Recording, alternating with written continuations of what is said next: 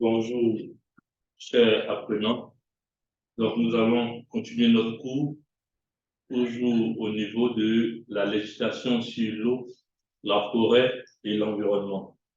Donc, dans notre première séance, nous avons donné un peu les notions basiques au niveau du droit, de la règle de droit. Et aujourd'hui, nous allons voir en cette première leçon, puisque la leçon dite 00, c'était un peu les prérequis. Et cette première leçon, concept et principe du droit de l'environnement. Comment est structuré ce cours et quels sont ses objectifs. Donc, ici, l'objectif, c'est de donner les bases fondamentales du droit de l'environnement, du droit sur l'environnement, de pouvoir vraiment s'approprier tout ce qui est concept et principe sur ce droit-là. Donc, cette leçon va être structurée en 5 sections. Donc, la première section va consister à définir le droit de l'environnement. La deuxième session à donner les sources du droit international de l'environnement. Troisième section, les acteurs du droit international de l'environnement. Et les deux dernières sections vont consister au concept et au principe du droit de l'environnement. Donc, en introduction, nous pouvons dire que le droit de l'environnement est un ensemble de dispositions de toute provenance en ce qui concerne le droit interne, droit international, droit public ou droit privé.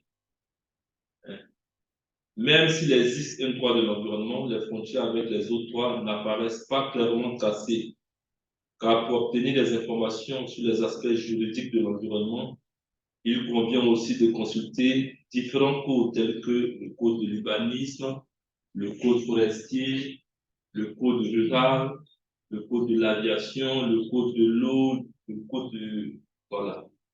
Donc, c'est un droit qui est beaucoup imbriqué.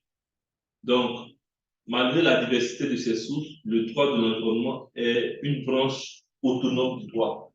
Parce que même ceux qui font le droit à l'université, ils font un master, souvent, il y a des spécialités en droit de l'environnement.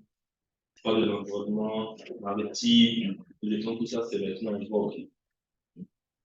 Donc, on dit le droit de l'environnement est une branche autonome du droit. Donc, sa finalité, c'est pour pouvoir protéger l'environnement. Et ces principes spécifiques sont les principes de précaution, les principes de prévention, principes pollueur-payeur. Et voici un peu quoi s'appuie ces principes-là. Et ces principes vont permettre de le distinguer face aux autres spécificités du droit. Donc, ici, il existe deux manières de pouvoir définir le droit de l'environnement. Soit on définit par rapport à l'objet, soit on définit le droit par rapport à sa finalité. Donc, si on veut définir ce droit-là par rapport à l'objet, on a besoin de définir un peu c'est quoi l'environnement. Donc, ici, l'environnement a été défini comme les conditions naturelles et culturelles susceptibles d'agir sur tous les organismes vivants et les activités humaines. Donc, voici la première définition un peu de l'environnement. Mais cette définition-là a évolué et la convention de Lugano, Lugano c'est où? C'est dans quel c'est Suisse, non? Lugano, je pense, c'est Suisse. Donc, au sens de la présente convention, l'environnement comprend. Donc, ici, la convention a été de définir l'environnement, les ressources naturelles, abiotiques et biotiques, telles que l'air, l'eau, le sol, la faune et la flore, et les interactions entre ces mêmes facteurs. les biens qui composent l'héritage culturel et les aspects caractéristiques du paysage. Voici comment est défini l'environnement. Donc, droit pour l'environnement ou droit à l'environnement. Donc, quand on parle de droit pour l'environnement, l'idée qui sous-tend est de pouvoir restituer les choses dans son équilibre écologique. En fait, sa conception est donc ambitieuse avec une finalité particulière qui lui est propre, c'est-à-dire restituer l'environnement. Or, le droit à l'environnement, c'est une approche différente, car c'est une revendication de l'homme, donc un droit subjectif de l'homme, qui revendique en fait la qualité de l'environnement est essentielle à la vie humaine et est une condition de l'épanouissement de l'homme. Il y a aussi l'obligation pour chacun de protéger et améliorer l'environnement pour les générations futures. Donc, de tout ce qui précède, on peut dire que le droit de l'environnement d'abord, c'est un droit qui est jeune, c'est un droit qui est complexe, parce que d'abord il est technique, il évolue, il est hétérogène. C'est un droit qui est transversal, parce qu'on passe au niveau du droit administratif, droit civil, et c'est un droit qui est de plus en plus incitatif. On parle d'éco-taxe, éco-audit. Donc, c'est un droit qui est vraiment évolutif. Donc, le droit de l'environnement a été construit sur avec des mesures de protection, des mesures de gestion et des mesures de prévention. Voici un peu comment ce droit-là a été pensé. Avec pour objectif la protection de l'environnement, lutte contre les pollutions de tout genre et la dégradation ou la destruction des ressources. Et selon la Charte mondiale même de la nature, l'humanité, l'homme même, fait partie intégrante de la nature, de l'environnement. Donc, vous êtes dans le domaine, il y a plusieurs problèmes au niveau de l'environnement, que ce soit des problèmes atmosphériques, des problèmes qui touchent l'eau, maritime au niveau de la pollution des mers, des océans, des fleuves, et aussi au niveau de tout ce qui touche la forêt, la destruction, la dégradation, la déforestation et autres. Donc, on a plusieurs problèmes qui touchent notre environnement. Donc, dans cette section, la mécanisme de protection de l'environnement, on dit en premier lieu le droit. Il y a d'abord, il y a le droit, c'est-à-dire qu'on met en place des lois. Après, il y a la politique qui rentre en ligne de compte et il y a les instruments qui vont aider à pouvoir mettre en œuvre la politique environnementale. Donc, au niveau des sources du droit, on a parlé, on a les sources au niveau interne et les sources au niveau international. Donc, au niveau interne, on a tout ce qui est loi et décret. Et au niveau international, on a les traités, on a le droit coutumier, les principes généraux, la jurisprudence et la doctrine. Donc, au niveau des traités, ici, on va définir plus long. C'est quoi un traité? Parce que souvent, il y a un traité qui a été signé entre différents pays, ou entre deux pays. On dit que ce sont des accords régis par le droit international et conclus soit entre des États, soit entre des États et des organisations internationales. Donc, ils peuvent avoir plusieurs appellations. On parle de traité, on parle de convention, on parle d'accord, on parle de protocole, d'échange de lettres. On dit le nom n'a cependant que peu d'importance. L'élément fondamental au niveau des traités a trait au fait que les États impliqués veulent rendre ce document-là obligatoire. Donc, les parties, dans la partie principale du traité est composée de règles qui définissent les obligations des parties et aussi les mesures d'application. Quand on prend le traité sur le changement climatique, on voit qu'on a, on a des mesures d'application. On doit, on doit baisser nos émissions à effet de gaz. Maintenant, on doit atteindre les 1,5%. Voilà, donc, et on a les obligations de chaque partie en fonction de sa contribution puis, au niveau de la pollution. Puis, on affecte des obligations à chaque partie. Donc, ici aussi, on a les trois coutumiers, les principes généraux qui vont essayer de pouvoir, qui sont aussi des sources de droit. Ça c'est pas très important. Aussi, on a les résolutions et les déclarations émanant d'institutions internationales et de conférences internationales. Donc, ici, ces résolutions et déclarations, on peut avoir des résolutions obligatoires et des résolutions non obligatoires.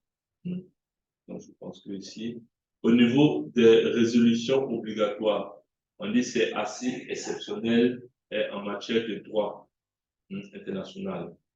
Il n'existe que 3 organismes agissant dans le domaine de la protection de l'environnement qui ont ce pouvoir: le Conseil de sécurité des Nations Unies, l'Organisation de coopération et de développement économique et l'Union européenne. Voici un peu ces 3 organisations-là qui peuvent prendre des résolutions obligatoires.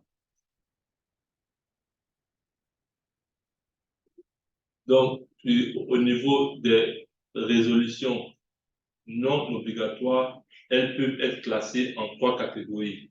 Souvent, on parle de recommandations normatives et déclarations de principes et les programmes d'action.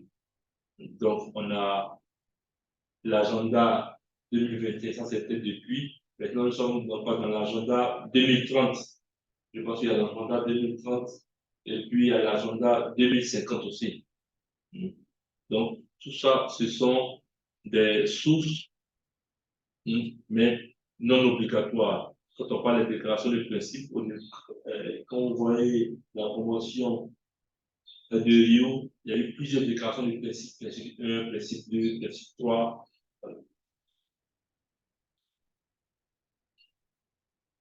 Et au niveau des acteurs du droit international de l'environnement, les acteurs, d'abord, on a déjà les États. Donc, les États sont des acteurs. Et à côté de ces États-là, on a les institutions internationales intergouvernementales qui sont aussi des acteurs du droit international. On a aussi les individus et les ONG qui sont aussi des acteurs du droit international de l'environnement. Donc, on voit ici qu'on a 3 catégories au niveau des acteurs. Puis on a donc, nous avons les États, nous avons les organisations internationales, intergouvernementales, les individus et les ONG. Donc, voici nos 3. Donc, ici, pour résumer, nous disons que traditionnellement, c'était seuls les États qui étaient considérés comme des sujets de droit international.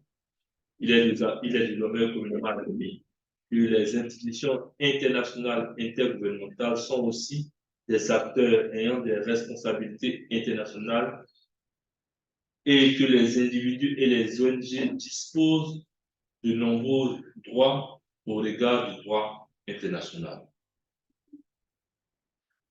Concept. Donc, nous allons voir qu'il y a plusieurs concepts qui vont essayer de dire, qui seront le socle et qui vont fonder un peu le droit de l'environnement. D'abord, on a le concept du développement durable. C'est quoi le développement durable? On a le concept aussi, toujours on parle, droit des générations futures. Et ça veut dire quoi dans ce concept, droit des générations futures? Donc, on a le concept du patrimoine commun de l'humanité et on a le concept aussi de la responsabilité commune, les responsabilités communes, mais différenciées. Donc, ici, ces concepts-là, on doit pouvoir bien les comprendre. Parce qu'on peut vous donner, voilà. Donc, ici, développement durable, on parle de développement durable ou soutenable. Donc, on vous donne un peu ici l'historique. On dit ce concept a émergé depuis les années 80. Et on a eu aussi un rapport au niveau de la Commission mondiale sur l'environnement, rapport Notre avenir à tous. Parce que moi j'avais ce livre à l'époque, parce qu'on avait, on avait une ONG qui travaillait aussi avec les jeunes et les enfants. Donc, je pense que ce concept, on a beaucoup parlé de ce concept-là. Mais 4 éléments se trouvent souvent dans les conventions internationales qui sont contenus les éléments légaux du concept. Il s'agit de quoi? En fait, ce concept-là, l'équité entre les générations, donc la nécessité de préserver les ressources hein, pour que les générations futures puissent en bénéficier. On a l'utilisation durable, c'est-à-dire l'objectif ici, c'est quoi? Il faut exploiter la ressource naturelle de manière durable, de manière prudente, de manière rationnelle, de manière appropriée. Il y a un usage équitable ou une équité entre les générations. Donc, l'usage équitable des ressources naturelles implique que leur utilisation par un État doit tenir compte des besoins des autres États. On peut avoir une ressource transfrontalière. Et on a l'intégration, le besoin d'assurer que les considérations en matière d'environnement soient intégrées dans les plans économiques et les autres plans de développement. Parce que souvent, on a de grands projets, mais on ne veut pas le volet environnement, environnemental n'est pas intégré. Donc, quand on fait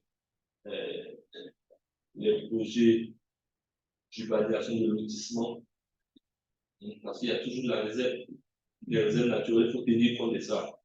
On ne peut pas lotir une zone, on sait que c'est une zone d'infiltration naturelle des eaux, voilà, pour qui permet de recharger notre nappe. On ne peut pas aussi, dans des bas-fonds, faire un lotissement dans des bas-fonds, quand on les zones susceptibles à l'inondation. Donc, il faut intégrer dans les différentes politiques la notion de l'environnement. Donc, ici, l'objectif de ce concept-là, c'est quoi? Ce concept a 3 piliers.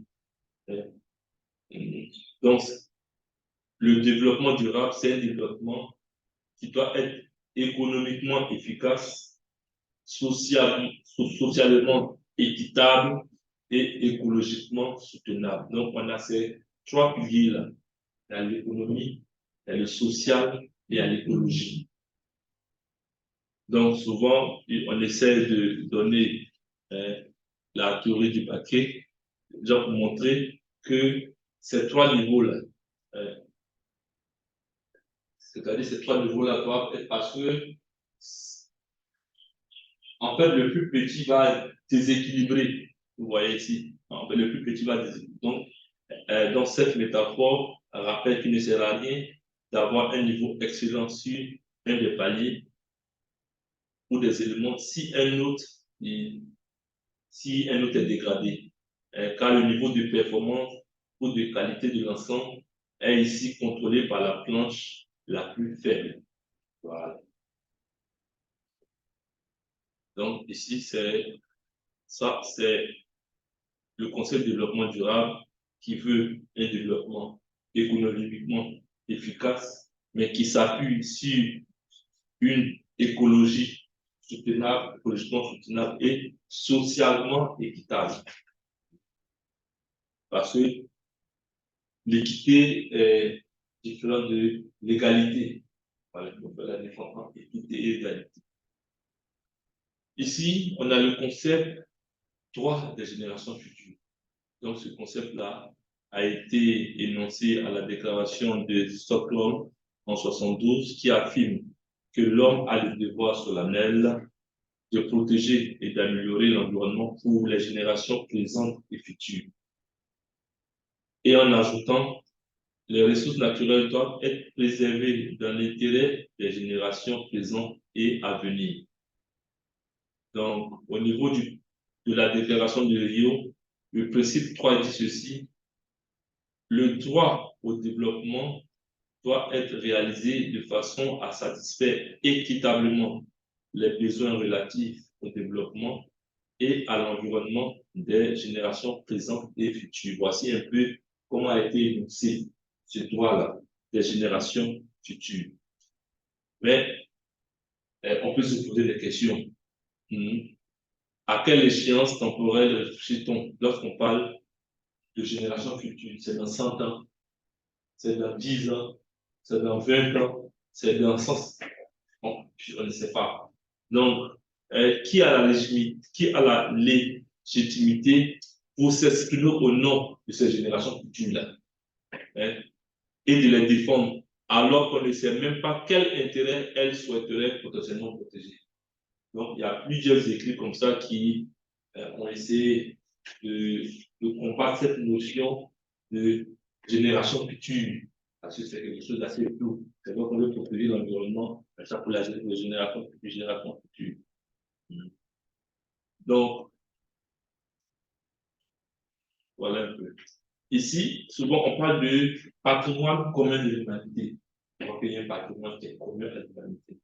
Donc, le fondement de ce concept-là va donc on va le distinguer de deux autres concepts anciens, du reste nullus et du reste communis.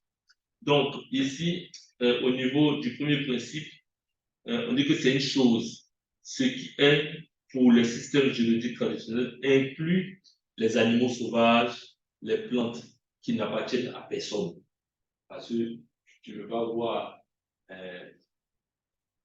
genre les animaux sauvages, non, les animaux sauvages qui n'appartiennent à personne, qui peuvent être utilisés librement par tout le monde et que chacun peut s'en approprier. Au niveau du deuxième concept, on dit qu'on comprend en droit international certaines parties de la surface de la Terre, la haute mer et l'espace extra-atmosphérique dans son ensemble, que l'on ne peut pas s'approprier puisqu'ils appartiennent à la communauté des nations.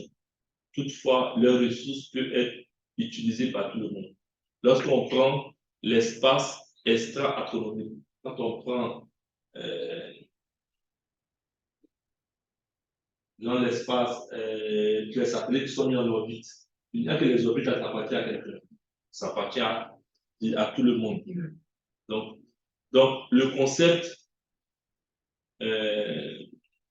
de patrimoine commun de l'humanité est bien plus vaste que ces deux concepts-là. Déjà qui sont anciens. L'idée à la base de ce concept est que c'est de défendre l'intérêt général de l'humanité devait être protégé par des régimes juridiques spécifiques appliqués à des régions et à des sites déterminés. On prend l'exemple. Le fond de la mer et son sous-sol, l'Antarctique, la Lune, l'orbite géostationnaire, mais aussi des régions, des sites et des monuments que l'on peut considérer comme des éléments essentiels du patrimoine culturel de l'humanité. Donc, c'est en fait ce concept-là, c'est ça.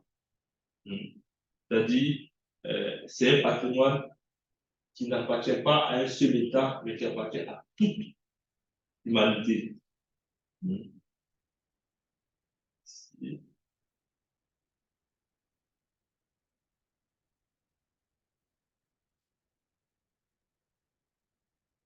Donc, les caractéristiques de ce principe-là, c'est l'usage exclusif à des fins pacifiques, l'usage rationnel dans un esprit de conservation, la bonne gestion et la transmission aux générations à venir, et pas nécessairement le partage des avantages matériels. Parce que lorsque nous prenons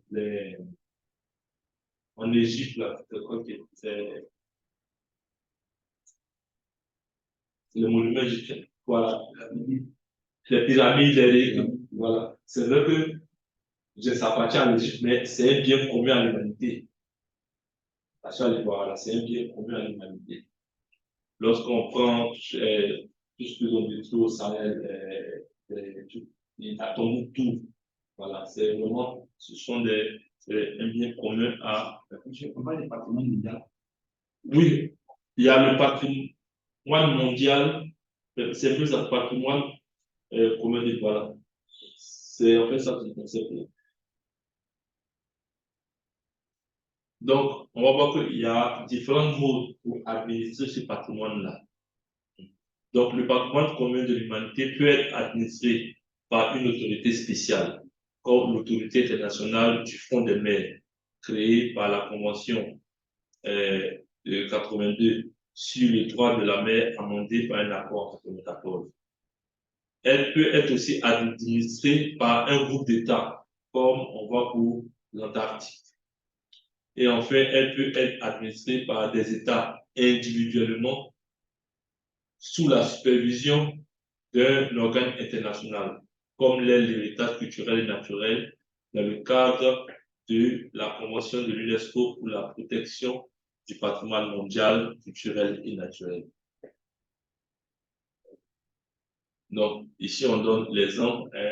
Le dernier exemple montre que, contrairement au concept de reste communiste, le patrimoine commun de l'humanité peut être composé d'éléments révélant de la souveraineté nationale, comme les régions culturelles protégées en Égypte et les réserves naturelles au Kenya, voire appartenant à des personnes privées, telles que des demeures de Venise ou de Fès.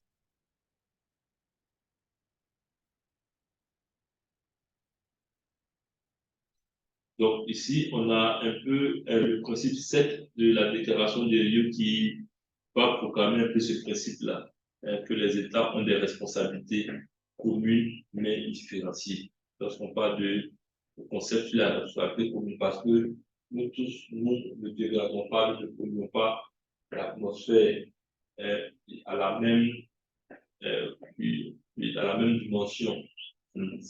Voilà.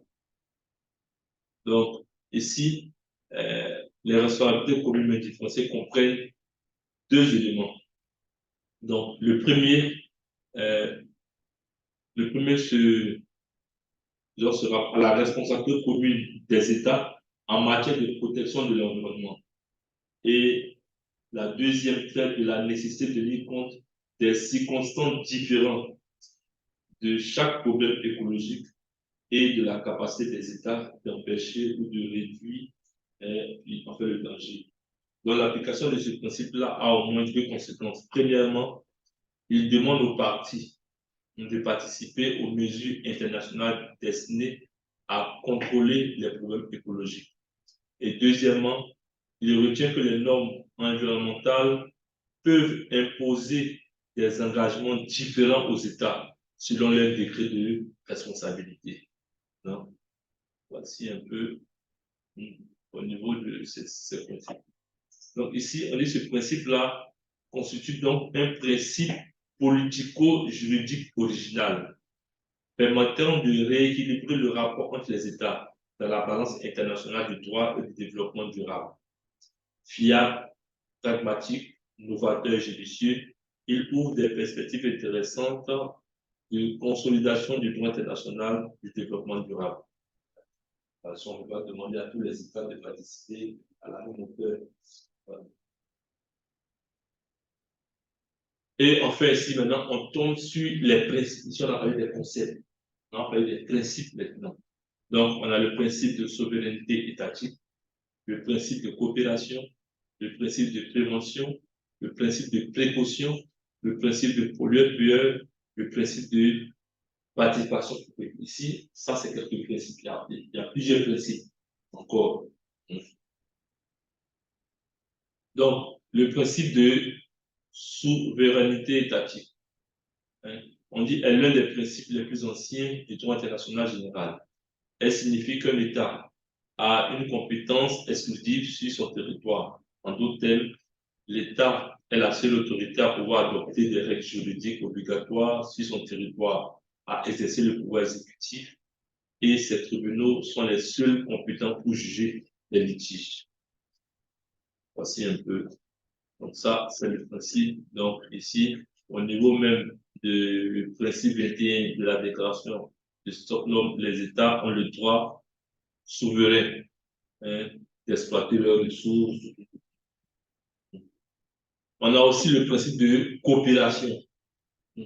Bien que chaque État souverain soit libre de conduire ses relations extérieures en fonction de ce qu'il considère être son intérêt, le droit international moderne a développé une obligation générale de coopérer avec les autres afin de résoudre les problèmes qui concernent la communauté internationale. Donc, le principe de coopération. On a le principe de prévention. Bon, il y a la définition hautement juridique, après, principe de prévention. Donc, le principe de prévention, c'est l'un des principes généraux du droit de l'environnement qui implique la mise en œuvre de règles et d'actions pour anticiper toute atteinte à l'environnement. Donc, ces règles doivent venir des derniers progrès techniques. Parce que si on se rend compte que maintenant, la science a démontré que l'usage de tel ou tel produit peut être néfaste pour l'environnement, donc il faut appliquer le principe de prévention. Donc, ce principe s'apparente à celui de la précaution sans toutefois se confondre. C'est-à-dire, on pense que, parce qu'il y a ici, il y a deux principes que l'on peut confondre. Il y a la prévention et il y a la précaution. Donc, au niveau du principe de prévention également, la prévention implique des éco-audits. Ça veut dire quoi? Lorsque nous, on a un projet qui est susceptible de pouvoir impacter sur l'environnement, il faut toujours auditer. Il faut faire ce qu'on appelle, c'est des audits écologiques pour auditer, c'est chaque 2 ans, chaque 3 ans, pour voir l'impact de cette activité-là sur l'environnement. Donc, ça, c'est le principe de prévention. Et on a le principe de précaution. Ici, on a le principe de précaution. Ici, le principe de précaution, pour protéger l'environnement, des mesures de précaution doivent être largement appliquées par les États selon leurs capacités.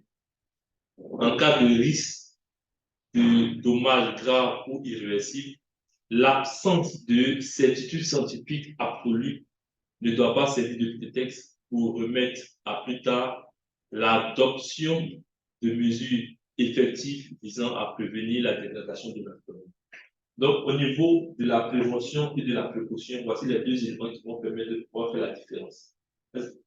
Qui a bien les éléments qui vont pouvoir faire la différence entre la prévention et la précaution? Lorsque on a une certitude scientifique que cette activité-là est néfaste pour l'environnement, on parle ici du principe de prévention. Lorsqu'on n'a pas de certitude scientifique, mais on soupçonne que cette activité peut impacter sur l'environnement, on parle du principe de précaution. Voici un peu. Donc la distinction entre le principe de prévention et de précaution. Le principe de prévention est invoqué lorsque le risque est avéré, indiscutable, identifié, qualifié et ou quantifié. Tandis que le principe de précaution est mis en avant quand le risque est suspecté, fortement soupçonné, relevant du domaine de la probabilité plus que de la possible hypothèse sans être encore admis par tous comme étant certain. Donc, on voit un peu la différence entre ces deux principes-là. Le principe de prévention et le principe de précaution. On a aussi le principe de pollueur-créeur. On parle d'un principe qui est curatif. Donc ici, ça, ce sont les différents qui ont annoncé ce principe-là. Donc, ce principe est à la source. Ce principe à la source est un concept économique. Il vise à faire prendre en compte par les acteurs économiques les coûts externes par la société des atteintes à l'environnement. Donc, ce principe concerne les activités publiques ou privées, les entreprises, les ménages et chacun. Donc, vous voyez que lorsque ceux qui payent les factures plus vous consommez de l'eau, plus au niveau de la tarification, c'est élevé. Voyez d'abord, pour ceux qui consomment 10 mètres cubes, bon, il y a d'abord un forfait. Après, quand tu consommes tant, dans la tarification peut-être à 100 francs. Après, quand tu consommes plus, la tarification va passer à 150. Donc, ça, c'est déjà, ils sont en train d'appliquer déjà le principe du pollueur-payeur. Plus tu consommes l'eau, plus tu vas polluer. Voilà. Donc, on dit que ce principe du pollueur-payeur vise l'efficacité, l'équité et puis la responsabilité.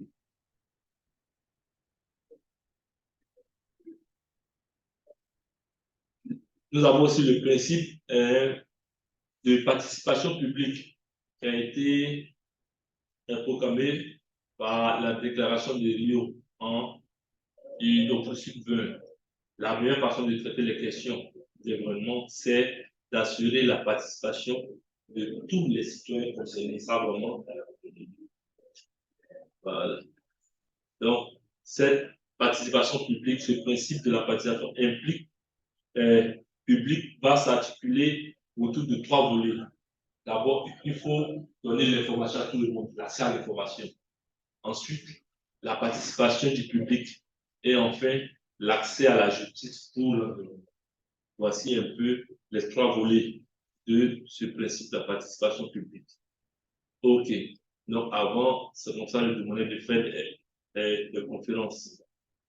Donc, ici, j'ai ajouté, ce sont les mêmes principes, mais on peut faire une classification. On peut parler de principes en amont. Les principes de protection de l'environnement peuvent se situer en amont et en aval de la protection de l'environnement. Ça, vous direz ça. Donc, on va voir que on a les principes exclusivement anticipatifs. C'est les mêmes choses qu'on a dit hier, mais c'est une classification. Dans les principes qui sont anticipatifs, c'est quoi? On a les principes de prévention. En fait, quand on prend les principes de prévention, on sait que cette activité-là est susceptible de pouvoir impacter l'environnement. Donc, on prévient des enfants des mesures pour pouvoir, voilà, pour pouvoir prévenir. Ce principe est, voilà, ça c'est des principes de, voilà, anticipatrice. Donc, on a le principe de prévention, on a le principe de précaution. On a aussi un principe, on parle aussi du principe de correction à la source. Principe de correction à la source. Principe de participation, parce que sur le principe de participation, ça peut être principe de participation, le principe d'intégration, et on a le principe, excusez-moi, ok, d'accord, ok, donc ici, la définition de principe.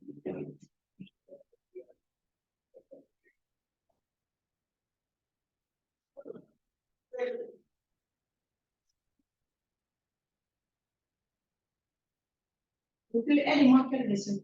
La nouvelle version. Donc, ici, on a le principe maintenant apporté mix, apporté mix soit anticipatrice, soit réparatrice. Voilà, donc ici, on a juste fait une classification, donc vous avez ce coup-là. Donc, voici un peu, ici, c'est pour vous montrer un peu les différents concepts et puis les principes. Parce qu'on va voir que les différents codes, que ce soit le code sur l'eau, le code sur l'environnement et le code forestier vont s'appuyer sur ces principes-là pour pouvoir définir leur législation. Et puis on va voir que il y a la législation, il y a le cadre politique, mais il y a aussi